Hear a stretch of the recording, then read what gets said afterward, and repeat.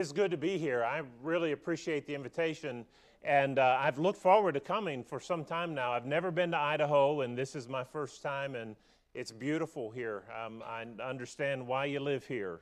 It's a great place to be. And you all have been, being able to spend some time with the men Friday and Saturday, I come to help you all, but I'm the one leaving oftentimes helped, and that's the way I have felt here. There have been people, not everyone even knows how to give. Complimenting people there's a fine art to it. A lady went out the door one time and she said, I had preached on hell. And she came out the door and said, Steve, I want you to know that I didn't know what hell was like until I heard you preach.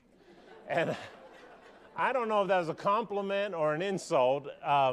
But you all have been very kind to me and encouraged me while I have been here with you.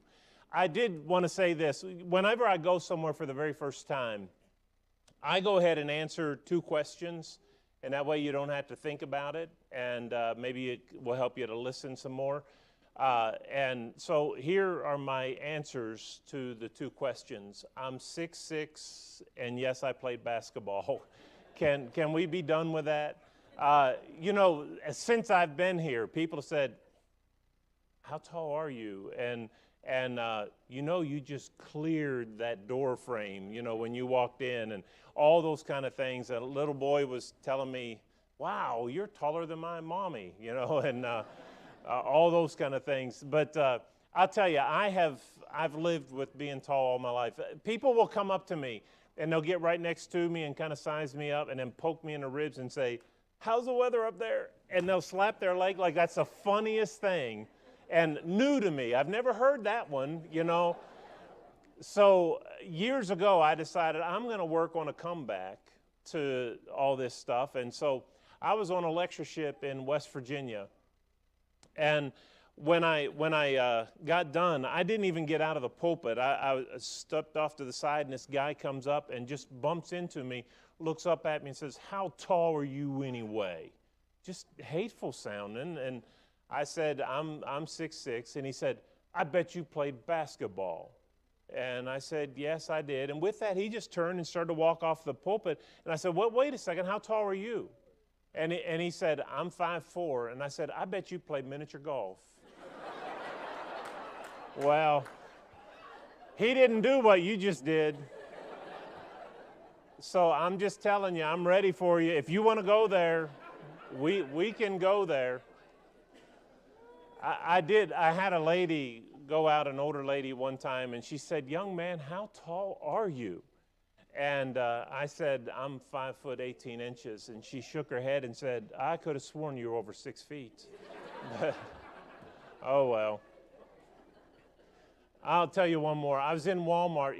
You've seen like the people of Walmart websites sometimes. And I was at Walmart one time, and there's an older lady behind me, and I just kind of caught out of the corner of my eye. She had her phone out, and she's taking my picture.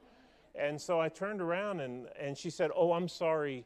I believe you're the biggest man in the world. And I wanted to take, so you may find me on People of Walmart.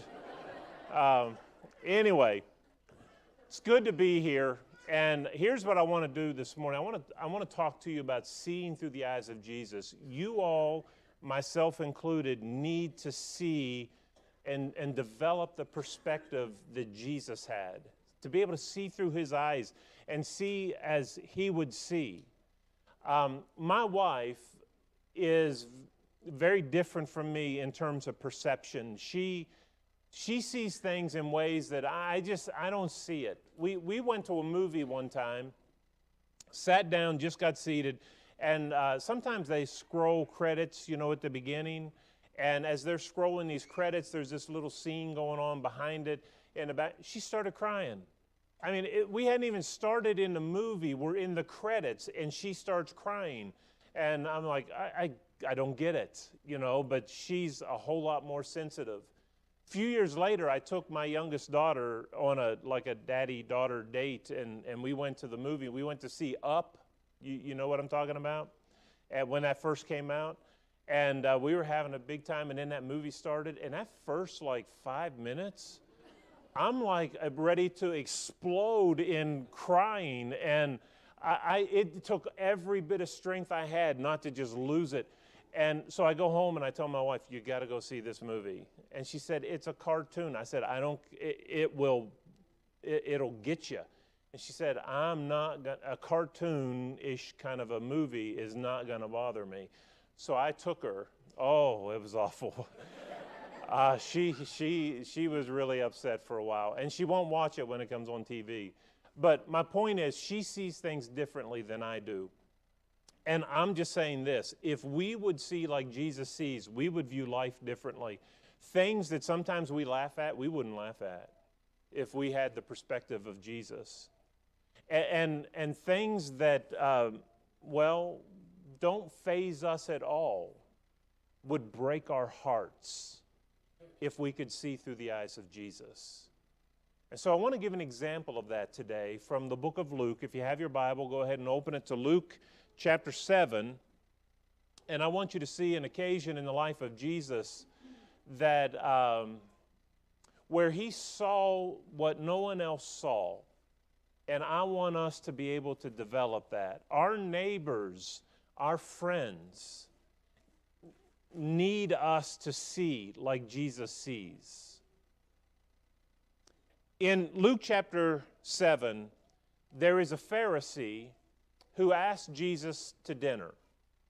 And the Pharisees were the separatists. They were very proud of their knowledge of God's Word and sticklers for the law. And so this man recognizes Jesus as a great teacher. People are mobbing to him. He's been doing some things that he doesn't quite understand, miracles. And so he says, "Come to my house." And Jesus said, "I will." This is a big day for this Pharisee. Jesus, the man that multitudes have been mobbing and following, he's coming to my house. Verse 36. Then one of the Pharisees asked him to eat with him, and he went to the Pharisee's house and sat down to eat. Now, when I was growing up, my dad preached for 60 years. My mom was an immaculate housekeeper, and it was just, that was the way we lived. And when we had a house that was to accommodate, there was like a preacher's bedroom upstairs. We had so many bedrooms, and we just referred to it as kids. And in our family, there was the preacher's room upstairs, and that's where the preachers would stay. But whenever the preacher would come for a gospel meeting or whatever, a seminar, they would stay there. But my mom, who was clean already, our house was so clean, she would extra clean because the preacher's coming. We would pull the refrigerator out, and she would clean behind the refrigerator. And I would say, "Mom, we've kept preachers forever, and I've never seen any one of them pull it out and look back there behind there to see what it looks like." But that's the kind of thing it was. She's just, the preacher's coming, it's going to be perfect. And I suspect that this Pharisee was concerned about all those details. Jesus is coming to my house to eat. And most people can't even get close to him because there's a mob of people, but he's coming to my house. I'm sure the servants were cleaning and all this thing. It was just put together so they would have the perfect meal together. This is an important man coming to his house. Look at what it says in the next verse. And behold, a woman in the city who was a sinner, when she knew that Jesus sat at the table in the Pharisee's house, she brought an alabaster flask of fragrant oil and stood at his feet behind him, weeping. And she began to wash his feet with her tears and wiped them with the hair of her head. And she kissed his feet and anointed them with fragrant oil. Okay, so he's having Jesus over. Jesus gets there. They're sat down ready to eat, or getting ready to eat. And this woman, a sinful woman, heard that Jesus was in this house. She got this fragrant perfume and just burst in their house uninvited, and falls down at Jesus' feet and breaks open that and pours that perfume all over Jesus. And she's crying, and she's laid out behind him. And here's Jesus, if you would, standing, and this woman is behind him, and she's wrapped around his feet and legs, and she's taking her hair and wiping his feet with her hair, and the tears were dripping on his feet, and she's cleaning his feet, and she's made the whole place smell. Have you ever been around? I know sometimes perfume smells good, but sometimes, have you ever sat by someone in church where that good smelling perfume was just a little bit too much? You know, there's just a strong smell. Well, I'm sure she just kind of smelled up the house probably smelled good, but it probably was a lot and strong smell. And all this is going on. Now, don't look at this through 21st century eyes. Put yourself back. What if this were to happen to you today? What if you had someone really important come into your house, and it's an important person, a famous person, and you've got everything just so, and a sinful person comes in the side door, uninvited, throws herself down at this person's feet and begins to cry and wiping his feet? I guarantee you we would be like 911. You know, we would be calling somebody to, who is this? What in the world is going on? Who does she think she is? This woman breaks in, uninvited, unannounced, and throws herself at the feet of Jesus and makes a huge scene. Look at the next verse. Now when the Pharisee who had invited him saw this, he spoke to himself, saying, "This man, if he were a prophet, would know who and what manner of woman this is who's touching him, for she's a sinner." It's twice now we've been told this is a sinful woman. This Pharisee sees this happening and this woman wrapped around the legs of Jesus, and he's going to himself, wait a second now. I kind of thought that Jesus might have been a prophet, but if he were a prophet, he would know what kind of woman this is, and there's no respectable man that would let a woman just grab a hold of him like that. I don't know, this isn't adding up for me. I like what the next verse says. And Jesus, verse 40, and Jesus answered and said to him. He answered what? No one had said anything to him. What Simon said, he said in his mind. Jesus knows the minds of men, though, doesn't he? He's thinking all this about Jesus, and so the text says Jesus answered him, though he wasn't even saying anything, and said, "Simon, I have something to ask you or say to you." So he said, "Teacher, say it." He said, "Well, there was a certain creditor who had two debtors. One owed 500 denarii and the other 50. And when they had nothing with which to repay, he freely forgave them both. Tell me, therefore, which of them will love him more?" Now, I know we're not familiar with the currency, denarii, that kind of thing, so let's just talk in terms of dollars. Jesus said, I want to ask you a question. There are two guys that owe another guy money.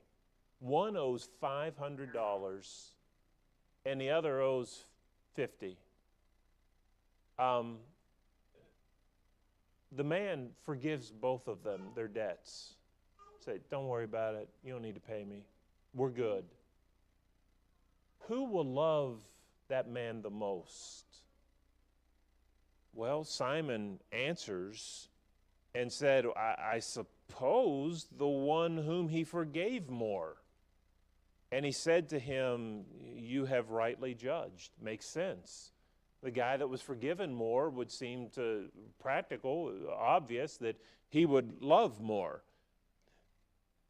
Then Jesus turned to the woman and said to Simon, and this is the key for the lesson, and this is something, again, if you don't slow down and think, you might pass over this, but I think it's a powerful statement.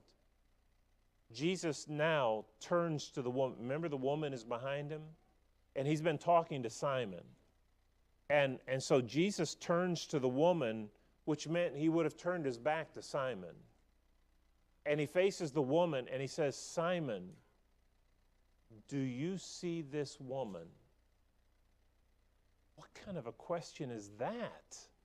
Do you see this woman? Well, of course I see this woman. She broke in my house uninvited. She's made a scene. She smelled the whole place up. And you're asking me, do I see this woman? What kind of a question is that?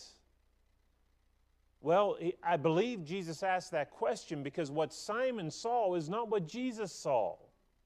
And we'll see that in just a moment. But Simon is asked the question, do you see this woman?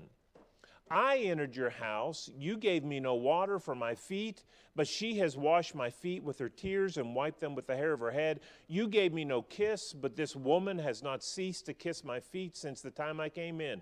You did not anoint my head with oil, but this woman has anointed my feet with fragrant oil. Therefore I say to you, her sins, which are many, are forgiven, for she loved much. But to whom little is forgiven, the same loves little. I'm sure Simon's putting 2 and 2 together here. He's just made a point about me. Then he said to her, your sins are forgiven. And those who sat at the table with him began to say to themselves, who is this who even forgives sins? Then he said to the woman, your faith has saved you. Go in peace. What I want to do at this point is go back and look at that statement. Why would Jesus ask Simon, do you see this woman? When it was obvious that he did. Everybody did. Well, I think it's because they didn't see her in the same way. Simon saw a sinner, right? Twice he emphasizes she was a sinful woman. He probably had seen her somewhere in town where she would place herself in a position where maybe she could attract men or find men, and he recognized her. This woman doesn't have a good reputation at all. That's all Simon saw, a sinful woman. Simon saw a woman that probably could not go to the well to gather water in the morning, in the cool of the day, when all the respectable women went, because she would not have been welcome. You see, the wives of the men in town probably would have seen her as a threat to their marriage. She would not have been welcome with them, so she probably had to go do her daily, getting the water for the day. Probably had to do it by herself in the heat of the day, or maybe with other women who were like her. That's what Simon saw. Simon saw a woman who just was not respected in the community. A woman who had an embarrassing lifestyle, an embarrassing past. A woman who had a reputation because he knew she was a sinner. A woman who was probably a loner because those who had any kind of reputation about them or any sense of being a good person, they wouldn't want her with them. So that's what Simon saw. But Jesus is going to teach that you've missed something in this woman. She's more than what you've sized her up to be. And I'm asking you, do you see her? Because you don't see what I see. It's apparent. Let me illustrate. Jesus saw somebody different than Simon saw. And if I can illustrate it this way, when I was in college, my grandmother developed Alzheimer's to the point where she couldn't stay by herself anymore, and she came to live with us. And it was sad. I went off to college and I came home, and when I came home, I remember that one break where she didn't know who I was anymore. And it was disturbing to me. It was a sad day because my own grandmother didn't know who I was. And it wasn't through any fault of her own. She couldn't help that, but it didn't mean that it didn't hurt. And, and she would sit in this corner chair in our living room and just stare straight all day long. If she talked about things that happened 70 years earlier, and just repetitious over and over again, just saying things. Sometimes she would just count over and over to 100 and just do that. And if my friends had come over when I was home on break, and if I were to say, do you see that woman sitting over there? Yeah? What do you see? Their answer would be something like, I see an old lady who doesn't have anything going on in her mind. I see an old lady who's just sitting, waiting to die. And that's probably about all that they could see. And that would be right as far as it went. But I could look at that lady and I saw so much more. I could see my grandmother as a little girl being held by my great-grandmother in her arms for the first time. I could imagine the joy on my great-grandmother's face. I can imagine my grandmother as a little 6-year-old girl skipping down the road in a long dress, going to a one-room schoolhouse somewhere in West Virginia. I could picture that. I could see my grandmother as a young lady falling in love with my granddad, and the excitement and all of that that takes place when you find the one you want to spend the rest of your life with. I could see my grandmother holding my mom in her arms and being so proud to have the only daughter that she had.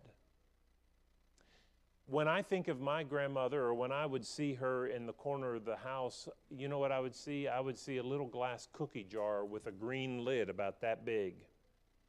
You take that, as a little boy, my hands just fit where I could turn that, and there were always homemade sugar cookies inside. My sister has that cookie jar. Somehow I got to get that from her. But I could see that.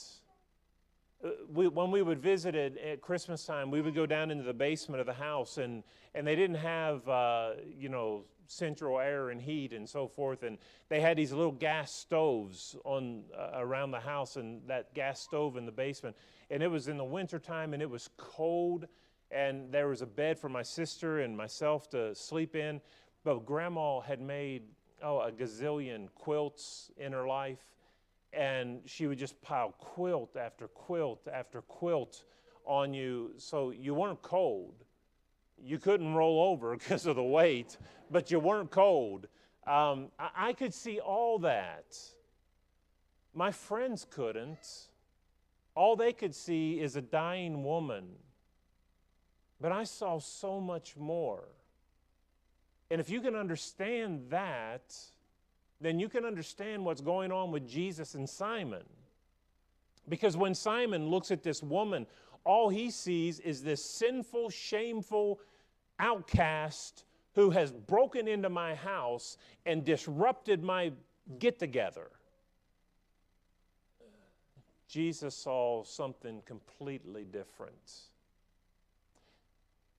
Jesus saw a woman who probably was tired of walking to the well all by herself in the heat of day. She was probably tired of respectable women looking at her with disgust and contempt. She's probably tired of being an outcast, just wanting to be accepted and to be treated like she had some worth and some value. She was probably tired, what Jesus could see, a woman who was tired of men who would come and visit her at night, who wouldn't give her the time of day in the daylight, who would pass her on the street and never speak, but knock on her door after dark. She's probably tired of not being respected like she should have been respected. Jesus must have seen a woman who he knew was so desperate for something better that she would throw protocol and etiquette to the wind and just break into someone's house uninvited and throw herself on the floor. And if you don't, again, don't just read this story, put it in today's terms. How desperate would you have to be for when you leave here today to just drive to some random house on your way home and break in their side door and fall down on the floor and start crying at the owner of the house? I mean, how desperate, what would it take to get you to do that? It'd take a lot. You would never do that or volunteer that. That's what this woman has in essence done. She has gone to a house, she wasn't invited, she knows what's going on, and she just breaks in. She is so desperate to get out of where she is. Her only hope is Jesus. And Jesus can see her desperation. Simon didn't. He just said, wow, a sinful woman has just ruined my party. And Jesus is looking at this woman saying, wow, this woman is desperate for a life that is better than what she has. That's what I want us to learn to do. Folks, there can be people sitting here who are on the outside. And man, they long to be accepted. Have you met people, have you known people that are always like the fifth wheel? They just have no social awareness. They're difficult. The more they try to fit in, the worse they make it for themselves. I've talked to people like that.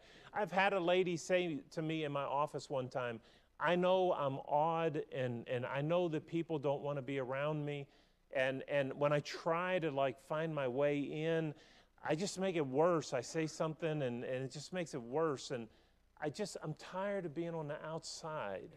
And I don't know how to fix that.